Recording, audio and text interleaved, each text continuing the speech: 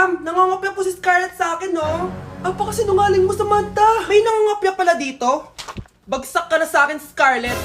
Apakasama talaga ng ugali mo, Samantha. Nay! O anak, anyari sa'yo? Binagsak ako ng teacher ko. Naniwala kasi siya kay Samantha na nangopya daw ako. Totoo ba yun, Scarlett? Hindi, Nay. Siya talaga yung nangopya sa akin. Walang hiya yan ah! Humanda siya sa akin! Tara, anak! A few moments later. Ma'am, bakit niyo po kami pinatawag dito? Eh kasi yung anak mo, sinungaling. Siya naman talaga yung nangopya kay Scarlett eh. Hindi po totoo yan. Para malaman natin kung sino nagsasabi ng totoo sa inyong dalawa, mag-quiz na lang kayo ulit. Patay ako nito. Humanda ka ng mapahiya, Samantha. Okay, time's up. Pass your papers. Scarlett, naka-perfect ka. Yes! Talino talaga ng anak ko. Samantha, wala kang tamang sagot. Ikaw talaga ang totoong nangungopya. Nakakahiya ka, Samantha.